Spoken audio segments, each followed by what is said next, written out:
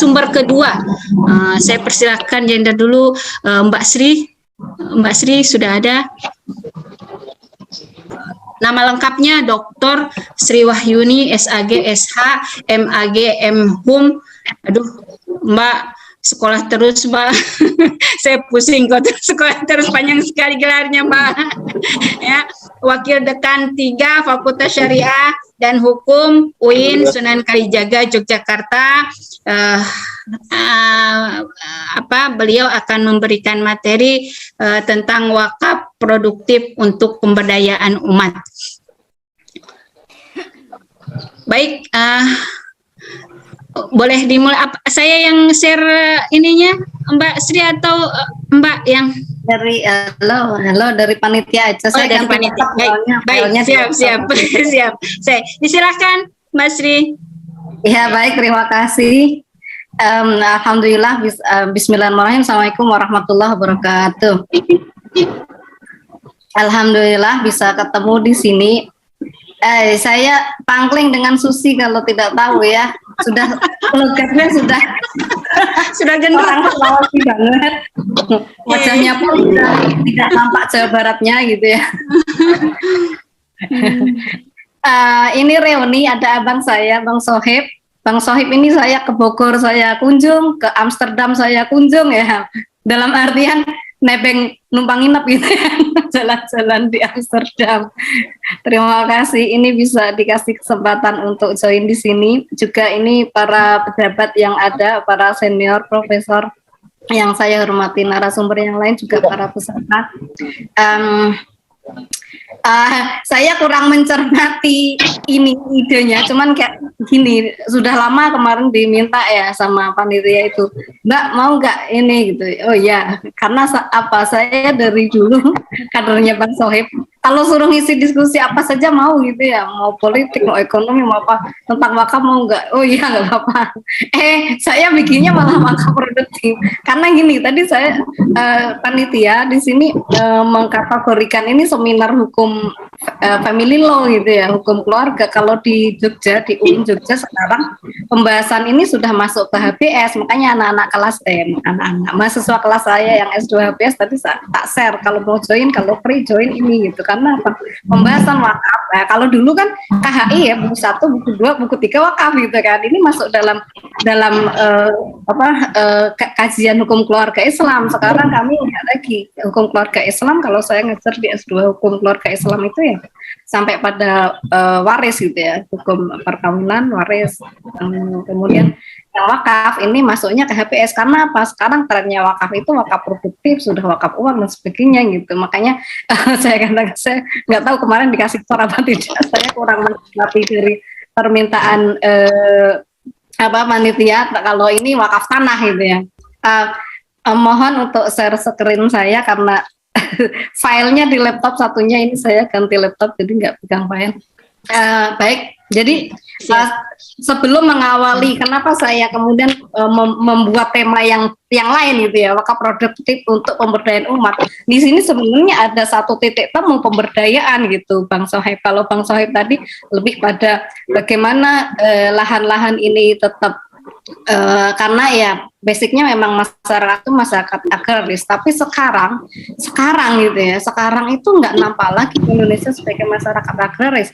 Sekarang berita di TV yang paling aktual itu apa? Tahu, tempe pada mogok, delay mahal lagi. Kenapa? Semua bahan pangan itu kita ekspor gitu ya. Bahkan beras pun kadang ekspor ya semua gitu. Nah ini nih, makanya kemudian di sini ada abang yang DPR gitu ya, bagaimana kemudian nanti regulasi ini. Jadi saya katakan Bang Sohib ya, bullshit kita mau mempertahankan lahan pertanian ketika tidak ada regulasi yang mendukung itu. Jujur, saya dari keluarga petani, saya punya tanah kalau di rumah itu ya sejauh mata memandang lah ya. Karena ini kami cuma 2 bersaudara, saya kerja di kota gitu ya. Saya tidak di desa saya, sehingga apa? Semua lahan pertanian kami yang ngurus adik saya. Alhamdulillah adik saya itu masih lincah, masih mau bertani. Coba regenerasinya. Saya berpikir, ponakan saya apa mau jadi petani. Teman-teman saya di desa itu banyak merantau ke kota, merantau ke luar negeri. Karena apa? Pertanian ini tidak menjanjikan hasilnya. Jujur, keluarga saya keluarga petani. Kami punya lahan yang sangat luas, tapi apa? Mohon maaf, hanya cukup untuk makan. Sehingga anak-anak muda kita itu banyak beralih ke, nah ini, adik saya, saya di Ngawi gitu ya, kan karena lahan masih murah, itu banyak cabang-cabang pabrik dari Jakarta itu membangun pabrik di situ di arah Solo ke timur ya, ke arah Sragen. Nah, sehingga apa? Tenaga kerja murah-murah. Nah, ini jadi ada satu pergeseran dari agraris ke industrialisasi, sehingga apa? Sekarang orang desa itu nggak pada bertani, tapi apa? Buruh pabrik gitu ya. Teman-teman saya di rumah itu bekerja di pabrikan itu ya, di buruh pabrik itu, dan gajinya di atas UMR Jogja itu, lumayan. Sehingga apa?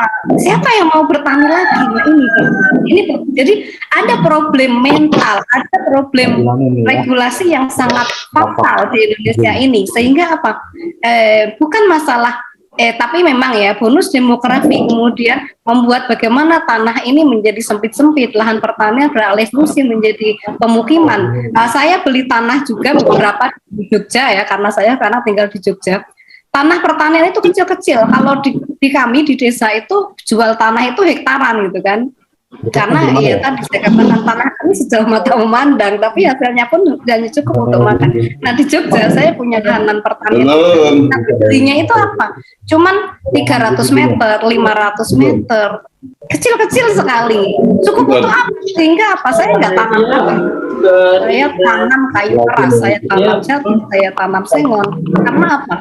Kalau saya bayangkan kalau di rumah itu padi saya hektaran aja cuma segitu, ngapain saya nanam padi yang cuma di tanah satu petak gitu ya, sehingga saya tanam di sana. Nah ini, makanya kemudian saya berpikir dan saya apa ya istilahnya menawarkan satu konsep yang lain dalam diskusi ini apa? Wakaf produktif untuk pemberdayaan umat. Di sini ada satu titik temu bagaimana kemudian semuanya bisa dikembalikan ke kesejahteraan masyarakat. Nah itu karena apa tadi ada satu regulasi yang tidak menguntungkan petani, sehingga tadi regenerasi kita tidak banyak yang mau jadi petani, lahan banyak dialih fungsi gitu. Nah makanya kemudian ini satu tawaran saya, titik temunya di sini pemberdayaan umat atau tadi nanti kesejahteraan masyarakat gitu ya. Nah makanya kemudian saya membahasnya apa, wakaf produktif dari berbagai negara dan bagaimana aplikasinya gitu. Nah pertama saya untuk pengantar ya wakaf produktif. Jadi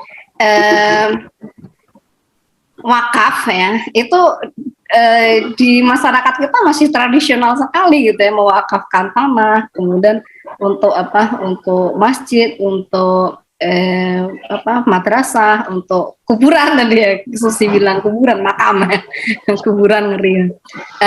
Tapi yang lagi tren sekarang itu orang bilang wakaf produktif.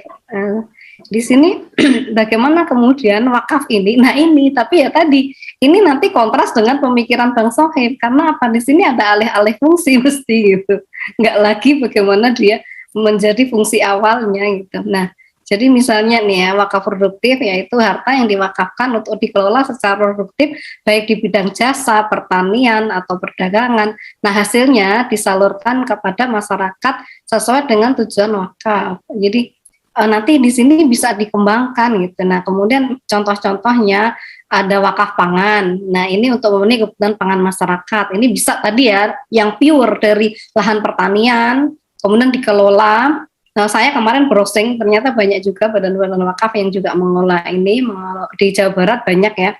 Jadi lahan-lahan pertanian yang kemudian nanti hasilnya bisa untuk kesejahteraan masyarakat gitu. Nah, kemudian juga hewan ternak, kemudian wakaf sarana air. Nah, kemudian ada wakaf ekonomi untuk memajukan perekonomian masyarakat. Nah, ini bisa wakaf retail, wakaf saham. Nah, ini agak baru ya, wakaf saham. Nah, kemudian wakaf pendidikan. Ini berdasarkan keperuntukannya ya, untuk kepentingan pendidikan, kemudian kesehatan. Nah ini. Nah, kemudian saya yang belajar di UIN gitu ya, IAIN, walaupun tadi saya kemudian meneruskan lanjut Mbak Susi yang slide berikutnya, saya melanjutkan ke Fakultas Hukum, jadi ada apa ya, gelarnya banyak karena saya belajar hukum Islam dan hukum positif, hukum perdata, termasuk hukum agraria. Jadi saya merunut gitu ya. Jadi gini, intinya presentasi saya ini ke arah bagaimana wakaf itu sebagai pemberdayaan ekonomi umat atau pemberdayaan masyarakat gitu, atau kesejahteraan ekonomi gitu ya. Nah, dalam sejarahnya, next panitia tolong slide-nya. Halo, suara saya bisa didengar? Dalam sejarahnya ya, sejak masa Nabi, masa Khulafaur Rasyidin, nah di situ saya kutip sejak masa, jadi sudah ada badan-badan wakaf gitu ya, sejak masa Bani Umayyah, Bani Abbasiyah, sampai pada nanti Turki Utsmani, titik pertahanan terakhir masa Khalifah yang kemudian pertemuan dengan Barat gitu ya. Itu bagaimana kemudian lembaga-lembaga wakaf juga model-model wakaf ini berkembang gitu ya. Jadi pada masa Bani Umayyah itu ada seorang hakim di Mesir, Taubah bin Namr bin Naumah al-Hadrami, itu mendirikan lembaga wakaf. Nah, ini sebagai lembaga wakaf pertama yang dikenal gitu ya. Nah, kemudian ya itu di Mesir ya, kemudian di Basrah mendirikan lagi, dan ini di bawah pengawasan Kementerian Kehakiman. Jadi dia hakim gitu ya. Jadi hakim-hakim itu membuat satu badan wakaf di kota ini gitu ya. Nah, kemudian apa hasilnya itu untuk kaum muslimin. Nah, ini sudah memulai bagaimana sebenarnya wakaf produktif itu sejak masa muslim yang awal-awal itu sudah ada gitu. Nah, kemudian juga di masa Bani Abbasiyah itu sudah ada lembaga wakaf yang disebut Sodrul Wukuf. Nah, ini yang mengurus administrasi, kemudian mengelola wakaf. Kalau saya sekarang di Indonesia itu kayak BWI gitu. Nah, dan itu pun pasca reformasi. Nah, ini yang saya mau katakan, sejak masa Nabi itu sudah ada gitu. Sejak masa pasca Nabi ya, masa Nabi sudah ada wakaf, masa Khulafaur. Nah, kemudian masa dinasti-dinasti itu sudah ada lembaga-lembaga wakaf. Nah, kemudian ini mungkin kita kenal dengan pahlawan yang terkenal ya, Salahuddin Al-Ayyubi, pahlawan salib itu pada masa Salahuddin Al-Ayyubi itu dia mewakafkan tanah-tanah negara untuk lembaga keagamaan, yaitu Baitul Mal. Nah, ini kalau sekarang kalau Jogja itu Sultan Ground banyak ditarik gitu. Bagaimana ini Salahuddin Al-Ayyubi? Ini justru tanah negara, ini diperuntukkan untuk kesejahteraan umat gitu. Nah, ini kebalik ya masa dulu dengan sekarang. Makanya kemudian ini regulasi pemerintah dan perilaku-perilaku para pejabat ini yang kemudian bagaimana bisa mengembangkan ini. Nah, kemudian pada masa Nuruddin As-Said itu mewakafkan tanah milik Baitul Mal untuk yayasan sosial. Nah, kemudian lagi pada masa Bani Mamluk itu tanah pertanian dan bangunan itu banyak wakaf dari tanah pertanian, bangunan untuk gedung perkantoran, penginapan. Nah, ini kemudian tempat-tempat belajar atau madrasah. Nah, ini sudah mulai bagaimana penginapan. Nah, ini sekarang bagaimana pengembangannya pada masa negara Muslim. Nah, kalau tadi pada masa itu negara, tapi negara sebelum bersentuhan dengan Barat gitu ya, sebelum nation state. Dulu namanya daulah kan, daulah sama negara, tapi waktu itu negara masih kekhalifahan, tapi kemudian kekhalifahan habis ya dengan persentuhan dengan Barat ya. Pertama Kemal Atatürk, bagaimana dia membalik daulah Bani Umayyah menjadi Republik Turki sekuler gitu. Nah, kemudian juga bekas-bekas jajahan Turki jatuh pada tangan Inggris, Prancis. Nah, kemudian apa? Habis itu masa nation state, bagaimana kemudian Mesir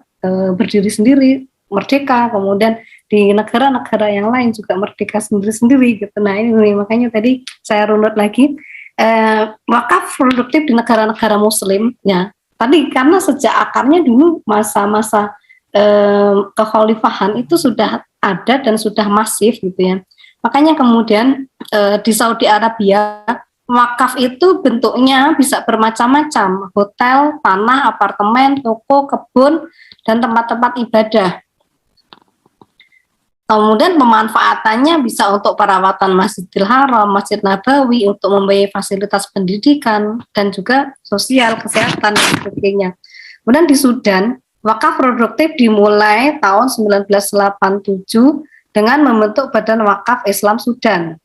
Wakaf dikembangkan untuk sarana pendidikan, kesehatan, kemudian dana dihimpun dari para dermawan untuk membangun asrama, mahasiswa ya, madrasah, kemudian juga rumah sakit. Nah ini sudah mulai crowdfunding tadi ya. Itu sejak zaman 87, kita masih balita gitu ya. Nah ini makanya Indonesia ini agak telat masalah begini-begini. Kemudian Turki, tadi saya katakan Turki sejak Turki Utsmani itu sudah berkembang pesat, sehingga apa? Pasca Turki Utsmani dia sudah membentuk Wakaf Bank ya, Wakaf Bank and Finance Corporation. Yang ini apa? Dia memobilisasi sumber-sumber wakaf. Nah ini jadi kayak crowdfunding gitu ya. Dia menghimpun dana yang nanti bisa membiayai untuk modal ventura. Nah ini dia lebih maju, lebih ke finance. Nah yang ini juga banyak sekarang di Indonesia baru dikembangkan gitu ya, wakaf modal, kemudian wakaf uang gitu ya, wakaf tunai dan sebagainya itu. Nah kemudian ada Direktorat Jenderal Wakaf yang memberikan pelayanan di bidang kesehatan, pendidikan, sosial. Nah ini ada Direktorat Jenderal Wakaf. Kalau di Indonesia Direktorat Jenderal Pajak ya. Nah ini. Jadi wakaf ini di beberapa negara Muslim itu ada kementeriannya tersendiri. Kalau di Indonesia nempel dengan Kementerian Agama ya. Nah kemudian di Mesir sejak masa Hakim Taubah tadi ya, sejak masa dinasti Bani Umayyah sudah ada. Nah kemudian sampai sekarang ya Mesir menjadi satu negara nation state pasca kolonialisme. Itu ada undang-undang tentang pembentukan badan wakaf itu sejak tahun 71. Jadi kalau berbicara tentang Islamic law reform di negara-negara Muslim, pertama itu banyak Islamic law reform di bidang hukum keluarga. Hukum keluarga di sini perkawinan gitu ya. Kalau di Indonesia tentang wakaf ini agak telat ya, Islamic finance, banking itu baru pasca reformasi. Nah kalau di negara-negara Muslim yang lain ternyata sejak tahun 70-an, 80-an itu sudah dimulai bagaimana regulasi wakaf, dan bahkan ada kementerian tersendiri gitu. Kemudian juga di Jordan, next slide-nya, di Jordan itu wakaf ditangani oleh Kementerian Wakaf dan Urusan Agama. Nah kalau kita kebalik tadi ya, Kementerian Agama yang ngurus wakaf. Nah ini undang-undangnya tahun 47, langsung habis kemerdekaan. Kita sebenarnya ada ya, tahun 50 itu sudah ya tentang regulasi tentang wakaf itu sudah ada juga. Sebenarnya tidak telat gitu dengan regulasi dari negara-negara Muslim yang lain. Nah kemudian ini yang saya soroti ya, bagaimana wakaf di Indonesia tadi. Nah ini gambaran aja untuk lesson learn dari negara-negara lain yang saya mau katakan, bagaimana kemudian ya, mereka sejak dulu sudah mengembangkan wakaf produktif. Tidak saya tuliskan juga, jadi di Bangladesh itu negaranya cukup miskin gitu ya. Sekarang di Malaysia atau di beberapa di negara Eropa itu banyak orang-orang kayak India itu yang dia itu orang Bangladesh sampai punya resto sendiri gitu. Nah Bangladesh ini karena banyak penduduknya miskin, dia pertama yang memprakarsai adanya wakaf produktif untuk pemberdayaan ekonomi umat itu Bangladesh. Nah kemudian juga kalau kita berkaca misalnya di Malaysia ya, di Malaysia itu wakaf itu juga sudah bagaimana diregulasi tadi ya, misalnya tanah wakaf dari misalnya perkebunan sawit itu nanti hasilnya untuk apartemen, kemudian dari hasil apartemen itu untuk beasiswa, untuk apa-apa. Nah ini makanya kemudian tadi saya katakan mungkin agak terbalik, slide terakhir Mbak, yang wakaf di Indonesia. Jadi agak terbalik dengan paparan dari Bang Sohib tadi ya, karena saya mengambil titik temunya apa di sini, kesejahteraan umat, bukan reforma agrarianya gitu ya, tapi kita punya titik temu di situ, bagaimana kemudian wakaf ini menjadi satu elan vital dalam pengembangan dan pemberdayaan ekonomi umat gitu. Nah, sejak masa Nabi Khulafaur Rasyidin, kemudian daulah-daulah Bani itu ya, itu sudah dimulai bagaimana kemudian wakaf itu untuk macam-macam gitu ya, bukan hanya tadi kayak di Indonesia banyaknya di desa atau di masyarakat itu masih sangat-sangat normatif, dan ini kurang sosialisasi bagaimana wakaf itu ya cuma untuk madrasah, untuk fasilitas-fasilitas umum gitu, belum lagi diputar untuk tadi bagaimana kebutuhan ekonomi, kemudian pemberdayaan ekonomi, peningkatan kesejahteraan ini. Nah kemudian BWI, mohon maaf, nanti ada narsum dari pengurus BWI Indonesia. Jadi kalau saya tidak riset langsung ya, tapi gini, kalau misalnya saya berkaca di desa gitu ya, di desa itu KUA gitu ya, KUA sebagai ujung tombak dari lembaga wakaf di Indonesia itu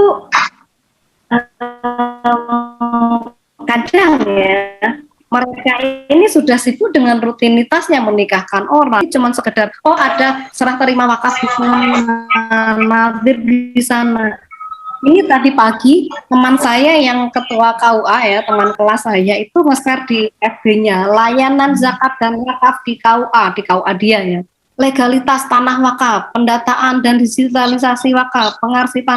Jadi cuman hanya berkutat pada regulasi administrasi, kemudian konsultasi, sosialisasi literasi wakaf. Nah ini ada sosialisasi ya, kemudian pendataan, pembinaan amil, kemudian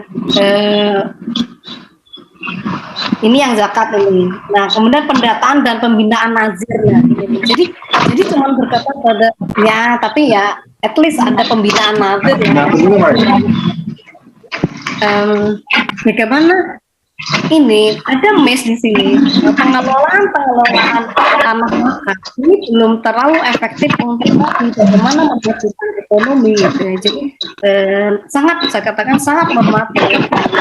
Tanah diwakafkan untuk membangun masjid, tanah diwakafkan untuk madrasah, hanya ya itu aja yang paling banter misalnya kan gitu. Nah, tapi bagaimana kemudian bisnis, kemudian hasilnya itu bisa untuk pemberdayaan ekonomi, untuk beasiswa, pendidikan, untuk kesehatan dan ini di Indonesia begitu berkembang gitu ya. Tadi saya compare dengan negara-negara lain. Nah kemudian perkembangan yang masif tentang zakat produktif dan zakat yang luas di Indonesia itu baru kalau saya katakan pasca reformasi undang-undangnya tahun 2004 itu pun sangat-sangat regulatif. Jadi cuman bagaimana prosedurnya, terus ada badan wakafnya, BWI, kemudian ada ke bawahnya. Nah, cuman regulasi kemudian dia cukup mengembangkan potensi wakaf untuk pemberdayaan ekonomi masyarakat, untuk peningkatan kesejahteraan. Nah, ini belum terlalu tersentuh gitu ya. Nah kemudian ini saya katakan perlu sosialisasi ya, kalau di KUA punya program itu, tapi ya tadi banyak yang berkutat pada rutinitas sehingga ya kurang produktif. Ada mahasiswa tesis yang saya bimbing itu ini bagaimana pengelolaan dan manajemen BWI di DIY. Nah itu juga sama, dia ada kantornya tuh tapi kayak